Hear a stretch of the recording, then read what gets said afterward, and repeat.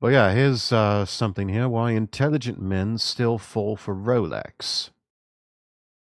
I bought my first Rolex and I love this watch. And in fact, the one, oh, I'm not going to show you yet. So I bought my first Rolex back in 2017. It was a personal reward. It was a gift to myself. It Back was in the something before that I time. had set out as a goal. And They got a Yachtmaster. That's a nice watch. once I achieved $1 million in sales with my first business, I decided to take the plunge. And I'll be honest, gents, hitting that $1 million mark was a big deal to me. For the decade before that, I'd been trying to grow multiple businesses, had some pretty spectacular failures, including a bankruptcy. So once I hit that milestone, I celebrated by grabbing the Rolex Yachtmaster 116621. This watch, made from Everose gold nice and watch, steel, I'll give 'em has a that. chocolate dial. And yes, it's a bit blingy, but it's not over the top. And I have to say, on my wrist, with my proportions, with my complexion, this watch, in my opinion, just looked amazing. Dare I say, perfect. Now, over the last 6 years, I've bought 3 additional Rolexes. But here's the deal, gents. Now, I got a very different opinion of the company. Why? You know why. To be straight up, gents, I have fallen out of love with Rolex. No, you're being mean. In fact, if I had to do it all over again, I'm not sure if I would actually buy this Yachtmaster. And I know this because I had a good friend the other day ask me, which Rolex should he buy first? And my answer to him, a list of watches that were not Rolexes. I take that back. One of them was a Rolex because I didn't want him to think I was ignoring his question, but I explained to him, I think there were so many better deals out there. So why did I fall out of love with Rolex? First up, they're overpriced. Now, I know some of you Casio guys out there would argue that any watch over the price of about $25 is overpriced. But seriously, in the last decade alone, when you look at the prices of Rolex, they have shot up. It has outpaced not only inflation, but pretty much any other metric when it comes to price gouging. And yes, I'm sure manufacturing costs have gone up somewhat, but compared to just the retail price increase, there is no way to justify how much Rolex is charging for these watches. And it's just greed. That's all it is. It's just greed. They see the people who go into their boutiques and are like, these stupid Philistines will pay any amount that we charge for it. So it doesn't matter what we do; they'll still pay for it because they're fools, all of them. And it's that type of arrogant attitude that has just I don't want any part of that. I don't want to do business with people that are like that. That's assuming you can get the watches at retail price. And that takes me to the next point, availability. So the first 3 Rolexes I purchased, I walked into the store, I saw them in person, I put them on my wrist, I decided to sleep on it. And in one case, that sleeping on it was waiting 3 months. And then when I was able to purchase, I walked in and was actually even able to get a discount because I was a repeat buyer. Now, my 4th Rolex was a steel Submariner. And this is when I started to deal with the issues of availability. This is right before COVID. I put my name on a list, and within a few months, I'd received a call, them telling me that they had the watch in stock and I could purchase it, but that there were other people waiting to buy it if I didn't grab it that day. Now, I'm in sales. I get what type of tactics these are. You create this scarcity, this feeling you've got to grab it or else, and people make irrational decisions. And guess what I did? Shut up and take my money. I made that irrational decision. I didn't need another Rolex. I just grabbed it though because I felt that if I didn't, somebody else would. And I know a lot of you guys have felt this, not just with Rolex, but with other purchasing decisions. Whenever they put that pressure on you, you buy it and then you get the buyer's remorse. And for me, this was the start of the downfall of my love affair with Rolex. And by then, if you try to act on that buyer's remorse, they won't give you your money back. They won't, or they'll make you jump through all these hoops just to try and get your money back. The point is, they don't want you succumbing to buyer's remorse. They want to keep your money. Rolex. Next up, let's talk about the cliche that is Rolex. Whenever people think of a luxury, fancy watch, Rolex has done a great job of branding itself as that watch. The problem here is when you get into watches and you start to collect them and you start to learn more about them, you realize how overpriced Rolexes are for what you get. Really and that for serious collectors, Rolex definitely are not the pinnacle of watches. In fact, the brand isn't even close to being the most sought after when it comes to collectibles. For a lot of watch guys, Rolex is too common. It is way too cliche. And that's not to downplay the company. It's got a storied history. But when it comes to interesting things going on, especially nowadays, not too much. And for a lot of people, they're looking for innovation. They're looking for something unique. Now, let's face it, when you look at the entire Rolex line, does it strike you as really unique, varied, and interesting? The answer for most watch collectors is going to be a big no. In fact, to Yeah, they play it very conservative with their designs. They always play it safe. Their sister brand Tudor used to take quite a few risks, but even they have scaled things back, and they're playing it safe too.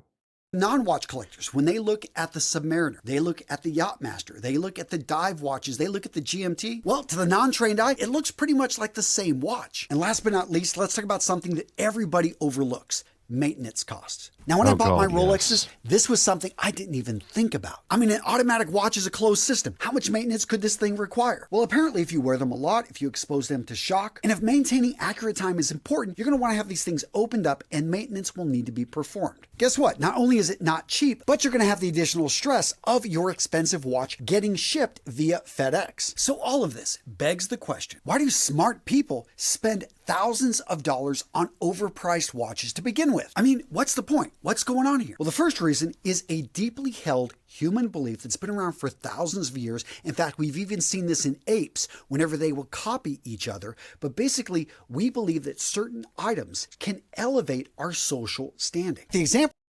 Yeah. They're a status symbol. And if I'm going to be buying a status symbol, I don't want to pay a whole lot of money for it. So I basically just, I bought an homage. And I'm happy with the homage.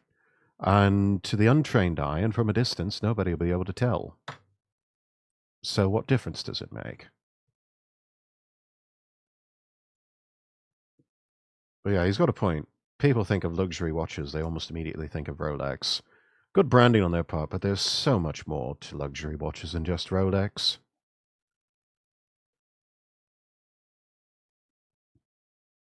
But a lot of people buy them to just say to everybody else, I'm better than you are. The example I'm talking about was when a group of chimpanzees, it was observed that one of the leaders had a feather that they would wear right behind their ear. Well, others picked up on this, and because this one was a leader in the tribe, it became fashionable. It became a sign of status to wear a feather behind the ear. And in many ways, human beings aren't too different. We believe that certain items that we wear can command respect. We believe that the right items worn in the right way can actually cause people to admire us. To see this in practice throughout history, all you have to do is look at portraits from 50 years ago, 150 years ago, 350 years ago. What do we see? Strong, powerful men and women, healthy individuals at the peak of their power, adorned with feathers, adorned with small accessories that send the signal they are someone not to be trifled with. At an early point in the company's life, the founders of Rolex understood this. They have continuously positioned themselves as a luxury icon. They purposely associate themselves with exclusivity with the elite. By doing this, they've been able to create an image that the watch is associated with those that are successful. It is a non-verbal cue to those in the know that this person has the means to actually purchase the watch, and the knowledge that this is a status symbol that speaks for the person before they even open their mouth. And gents, I fully admit, I fell into that marketing. As a kid growing up in a trailer park in West Texas, I still knew the power of the Rolex watch. The legend was, no matter where you're at in the world, if you've got a Rolex watch, you've got a ticket home. What that implies is that the brand is so strong that you can even use the watch as currency. In fact, depending on who you talk to, a lot of people would argue that it's even better than currency when it comes to increasing its value versus, if you kept $100 bills, they would have lost value due to inflation. In any case, like currency, like money, Rolex has established itself as a tangible item that is a representation of success. And speaking of money, let's talk. I mean, to those who would say, you can use your Rolex as your ticket home, I was like, why are you putting yourself in a position like that in the first place? It's like, what? How would it have to get so bad for you that something like that would happen to you? I mean, there's a lot of steps involved before it gets to that point. And I would say just don't let it get that bad. about the next reason a lot of smart people were buying Rolexes and continue to is that they actually view it as an investment. And gentlemen, I'm not That a is a financial advisor. terrible I'm not giving idea. financial advice, but I know a lot of people have purchased their Rolex watches with the belief that this is going to be something that maintains its value over time. Well, as many Rolex investors in the last year can tell you, things do not always go up. I know a lot of Yeah, guys no, actually that was got a caught terrible whenever the idea. tide came back and they weren't wearing bathing suits. In a nutshell, recently a lot of people lost a lot of money on watches because they didn't know what they were doing. It's funny how speculative investments actually work. But seriously, gents, there are people that understand watches that were able to make a lot of money. On the other hand, a lot of people got in just because they were greedy and they got caught with their pants down. For me, all the Rolexes I bought were at retail, and I did resell that Submariner because I realized I was never wearing it and I had Don't buy luxury watches as an investment. I think that is something that your granddad or your grandmother would tell you. Don't do that. Don't do that. You want something that will make money and probably even appreciate in value over time. Build businesses and buy real estate. There's your key right there. a buyer that was waiting and I didn't have to deal with any transaction fees, and I made probably about 20% profit on it. But in my experience, when it comes to high risk investments, and we're talking watches, we're talking art, we're talking maybe even fragrances, because yes, there is a resale market for men's fragrances, but in all these instances, you need to know what you're doing or you're just gambling. Because what a lot of people fail to understand whenever they're reselling a watch is how much of a fee those trusted brokers actually take. And they serve a good purpose because they take the watch, they inspect it. They even sometimes provide protection to the buyer and sellers. But for that, they take a pretty hefty fee. And sometimes that fee can totally wipe out all of the gains. So instead of making $3,000 on that watch, you only made 300. I know for me personally, I view my watches as kind of like a piece of property. I could sell them. The money is tied up and it would take a little bit of work to get that money out. But the reality is I like them. I've got sentimental value in them. I'd probably give them to my kids. And for that reason, I view them as having value, but not as true investments that I hold no emotional attachment to and could, offload easily. Now, this next. My watches, chat, is real simple. They are collector's items.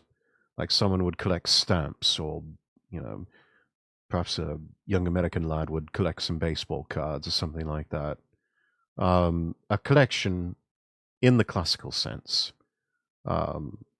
Something that is, I'm not doing it for investment purposes.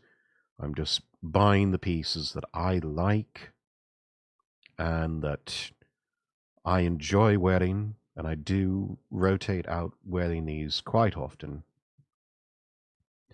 And I buy what I like, and I buy them with the understanding that I will probably never get that money back if I try to sell them, but I have no intention of selling them because I don't. A lot of these have sentimental value. I mean, I've got like a Seiko Astron GPS watch. That's a rather big, chunky boy, but this watch has been with me on my travels from one side of the world to another, and I've just grown to adore it. And it's an old faithful, old reliable watch that just looks good with anything dressed up or dressed down. And I look at it, and each time I reflect fondly on the adventures that I've had traveling around the world.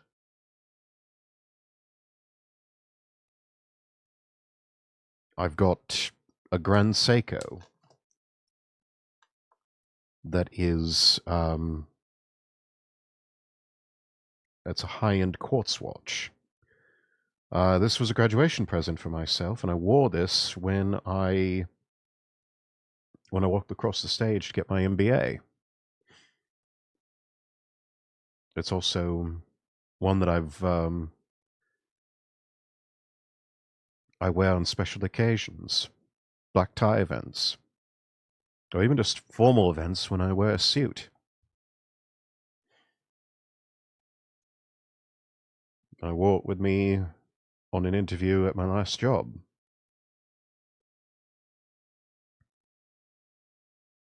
I've got my Christopher Ward Sealander GMT. This one's a heritage thing for me because it's designed in England, and my family is, at least in part, from England.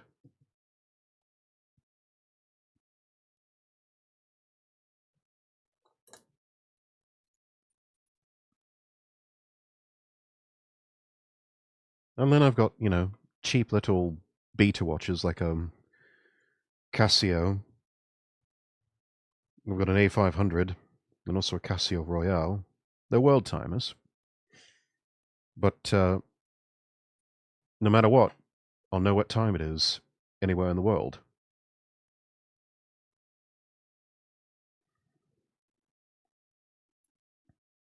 So yeah, very special watches. All of them with a little bit of sentimental value. And I don't think I'd ever sell them. More than likely, I'd just give them away. That's what I did with my last two watches. Just gave them away. I didn't have any attachment to them anymore. So I said, yeah, you know what? I'm going to give those away. Give them to somebody who appreciates them. I'm glad I did. Reason why a lot of smart people spend big money on watches, I can actually see where it's justified, especially if you appreciate art. For anyone that's been emotionally affected by something that is beautiful, whether it's a dance or perhaps a sculpture or a drawing, you understand the power of beauty and how it can seem to transform your soul. Now, when I bought my first Rolex and I put it on my wrist, one thing that I thought was really interesting is how the watch made me feel when I wore it. I mean, the reality is most people did not even notice it. In fact, it was only other watch guys, and usually in a situation in which we are close and we've been talking for a while. But it took me a while to understand, why was this watch having an effect on my own mindset, my own emotional state? And it came down to what this watch represented to me emotionally, and how I just felt the watch whenever I found it in that shop was made for me. Again, the proportions, the color, everything just seemed to work with my wrist and with the outfits that I was putting together. Well, it turns out a big part of that is the skill and the construction and the build quality that goes into a working piece of art. Now, gents, I'm not saying this watch is a one of a kind. No, it's more like a print copy. But if you think about it, doesn't matter if it has the effect on you. I mean, you can go to an art gallery and you think you're seeing the original. Some of those higher end pieces, they actually have copies out there. The original is tucked away because they don't want it to be stolen. My point is, if you appreciate craftsmanship, skilled engineering, precision construction, high quality materials, the idea here is that I own something that was made with great care, something that is of high quality, that's going to be around for years. And when you think about design, that's one thing I like about automatic watches, is they've really reached the apex of design, and they are making improvements on movement. But really, this is something that in 100 years, this watch, if my great great grandson or granddaughter had this watch, it would still function. So very true. We can't always say the same thing for quartz watches. Genevieve, hello. Thank you for redeeming first. After saying all of this, why am I saying that most people probably shouldn't buy a Rolex? So first up, let's talk value. If Rolex watches were a few $1,000s, if they had an entry point watch at that price point, no brainer. And they used to, the Oyster Perpetual, which in my opinion is one of the most underrated Rolex watches out there. This is the original Rolex, the design, the one where they all came from. And I love this watch because it is simple, timeless, classic, elegant, absolutely beautiful. And yes, I know if you look around, you can find some used and some vintage watches, definitely in that price point. But in my opinion, Rolex has made a big mistake by raising the price so much on this entry level watch that for so many people, this is just a great first watch to start with, but now is at, out of their price range. Because the reality is, for $1,500, for $3,000, for even $4,000, you've got tons of options when it comes to great quality watches that have just as much heritage, as Rolex, but they haven't spent that much money on marketing. That being said, if you were to twist my arm and you're saying, Antonio, I'm going to get a Rolex, which one do you think is the best value? Which one is the best deal? Well, I will say it is not the Submariner. The Submariner is a great watch. I had a Submariner. It's an iconic looking watch when it comes to most people's vision of what a... Honestly, I've got a Seiko SBDC 101. Looks very much like a Rolex Submariner, but it's a reinterpretation of the 62 mass diver's watch that Seiko originally released. I like it better than the Submariner.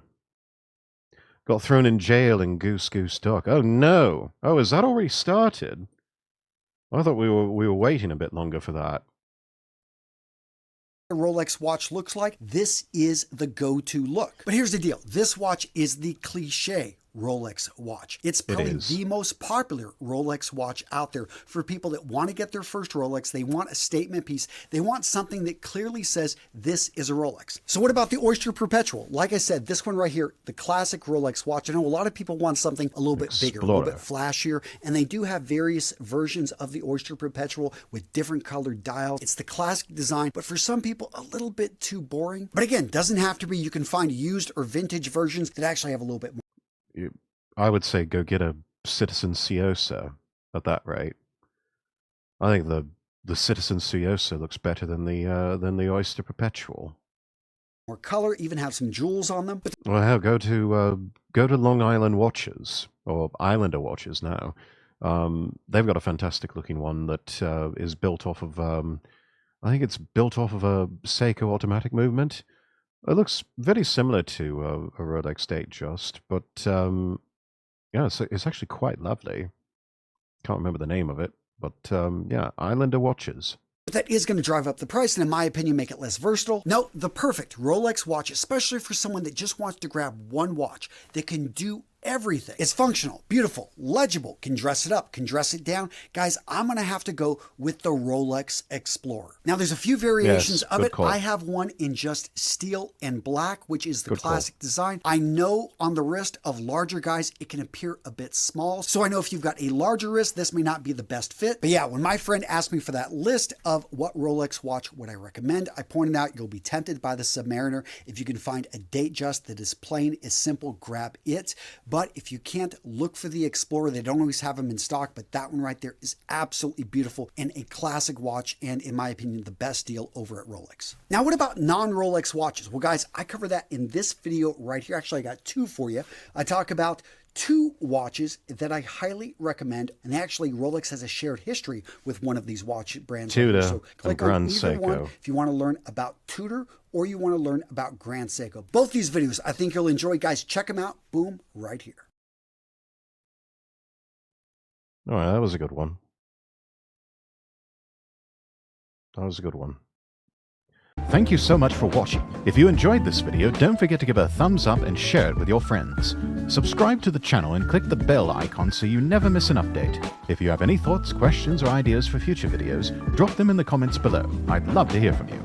You can also follow me on Twitter @LordRexworth for more updates and behind-the-scenes content. And if you want to support the channel, check out my Coffee or Throne pages. Links are in the description. Finally, be sure to visit LordRexworth.com and follow me across all platforms. That's LordRexworth.com. Until next time, I wish you all the best, and God bless.